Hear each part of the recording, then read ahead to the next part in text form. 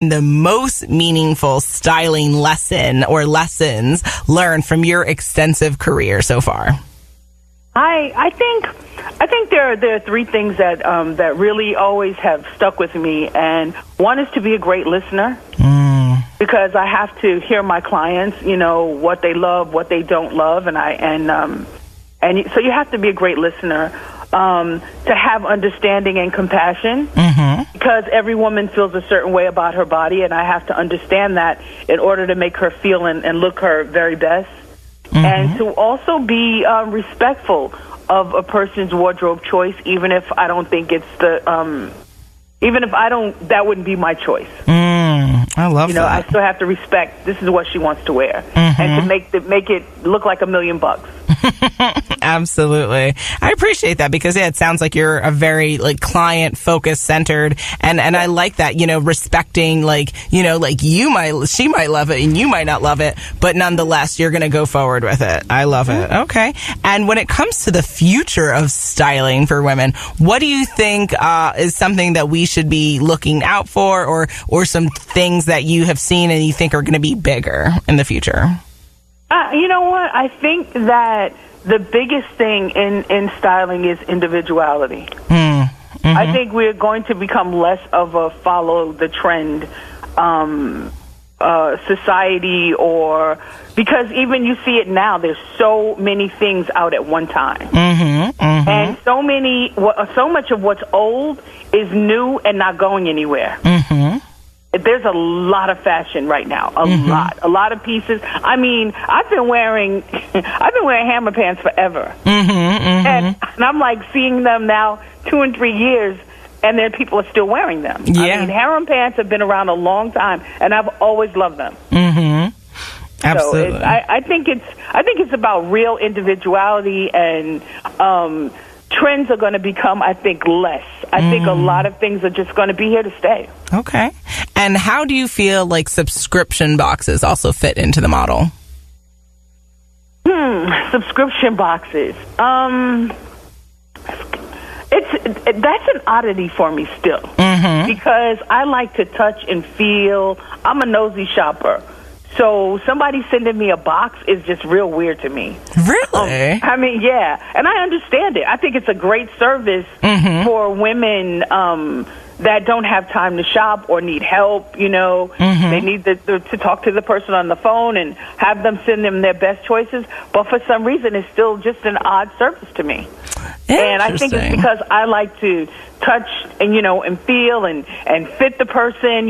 I'm still of that old school model. I think that's what it is. Okay, gotcha. Yeah. From the but I totally get it, and I think it's a great service. I understand. I see what you're saying. Like from the consumer perspective, it's probably a revolutionary idea, but from the styling perspective, I see what it could be weird to not have the person and then have the pieces in front of you. Okay. Yeah, to have you talk to the person at first. What is it you like? What do you love about your body? Do you love showing your legs? What are your favorite colors? And you go shopping and you bring them all these great pieces, and part of the joy is watching them try things on and discover new things about themselves. So I think, and I see, they do it in the hall where they're unpacking the box and showing you what works. It's just different. It's very different. When it comes to styling mistakes, if there are any, what would you say are things that women should avoid? I think that women, a lot of times women do two things, and I talk about this in the book.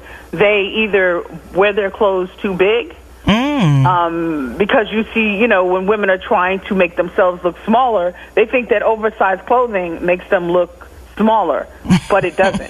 It just creates volume. Or they will sausage case themselves to death and then create all these different shapes that are not attractive, that's unnecessary. Okay. A lot of women are still in denial about their size, and one of the things I've always done is I've always really leaned heavily on measurements and not sizes, because every designer brand is cutting differently, using different fit models. So that's part of what makes women a little nutty. Like, I'm a size 14 over here, and I'm a 12 over here, and I'm a 16 over here. So it drives them a little crazy. Absolutely. But when you have true measurements, it's easy. It's so much easier to shop. Absolutely. And would you say that every woman should work with a stylist? It's not for everyone. No, it's not for everyone. Some women have a real strong, keen sense of who they are, what they like, and they know themselves well, and they don't need it. I just, and like some of my clients, for instance, are just really busy women that don't have the time. They're CEOs. They're real bosses. They don't have the time. Celebrities, bosses, they just don't have the time. Yeah, absolutely. Yeah. Okay. And what I have also found very interesting is some of these brands that have come out with, these fashion campaigns that really seem to miss the mark, and they end up being offensive or maybe even inappropriate. How do you think brands can kind of overcome these mistakes so that they don't have to lose money and also credibility in amongst their consumers and their shoppers?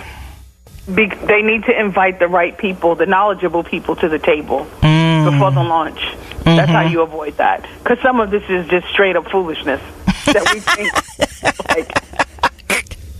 just do the research and get the right people. Like, if I have to read one more article that, a major magazine is putting a curvy girl on the cover, but they couldn't find clothes, I'm like, well, maybe you should call the right people who's familiar with the correct brands. It's really not, brain science here. Again, here we go.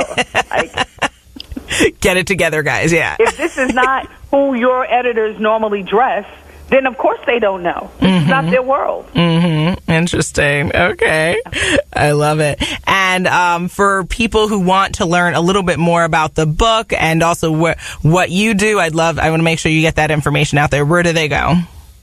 Oh, my website is SusanMoses.com, and my Instagram handle is SusanMosesNYC, and so is my Twitter.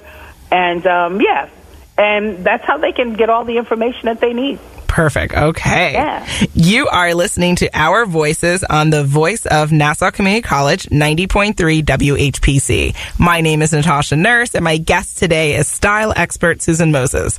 So now, Susan, we've done a lot of fashion talk, but I want to make sure that everyone listening also knows who you are. So I call these questions kind of rapid fire questions, meaning you're not going to be on fire, but you do have to answer quickly. So first out of the gate would be your number one thing on your bucket list.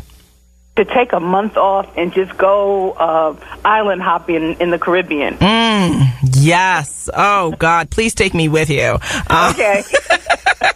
If you were not a fashion stylist, style expert, you would be fill in the blank. A United Nations ambassador. Oh, wow. Very moving. And I did not expect for you to say that. So that's really awesome. So maybe time. Okay, absolutely. What's a favorite TV programming or show that you're watching right now? I'm obsessed. Can I give you two? Yeah. I'm obsessed with Claws and Pose. Yeah. Two very good choices and two very great fashion choices as well. I'm totally obsessed. I'm obsessed with Uncle Daddy's wardrobe. Oh my goodness. Yes. Oh, shout out to Claus and Nishi Dash. Yes. Oh my goodness. Oh my gosh. It's so good. So good. Who is your favorite style icon, if you have one? Diana Ross. Very good choice. Diana Ross, feathers and sequins and big hair and running down runways. It's all about Miss Ross. I love her. She's forever an inspiration. Forever. Okay. An icon. Yeah. Love it. What's the best advice someone's ever told you and why? I was going through a really, really difficult time. This was about a good 15 years ago. Might have been a little over 15 years ago. And with a bad manager, really bad agent, rather. And one of my good friends who's very successful in the business told me that the best revenge ever is to live a good life. That you never really have to get involved with fighting with people, just live well. And so I've always just tried to just live my best life. Absolutely. Yes, I love that. Okay. And if you could go back and give yourself advice in the past, what age would you go back to and what would you say to yourself? I would go back to when I was 16 years old and I was struggling with bulimia.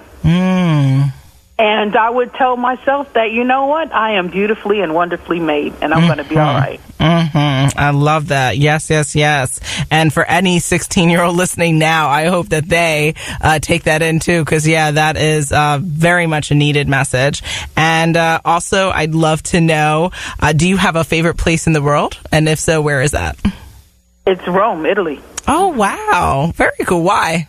Yeah, I love the mixture of the ancient and the modern, and how they don't tear down an old building. They just, they respect it, and they add their modern touches to some of those structures. And of course, I love the food. I love the people. I love the energy. I really like Rome a lot. Very, very cool. Okay. And do you have any favorite fashion quotes or that you could share? I do have one that I love. I have a couple, but this is one of my favorites, and it's by Dita Von Tess.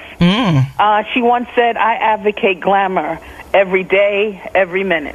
And for me, glamour is not just about clothing. It's also about how you live. It's the small things like that beautiful, teacup that you have your tea in the morning. It's the 600 thread count sheets on your bed. It's a combination. It's all about how you live. Okay. It's the subtleties, the beautiful subtleties and nuances in your life that make it rich.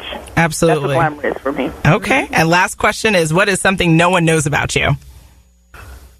That I really, really have always enjoyed writing. And one of my dreams still is to create and write for film and television. Very cool. Awesome. Oh my gosh. Susan, I just want to thank you so much for being a guest on Our Voices. I just really appreciate you coming on the show today.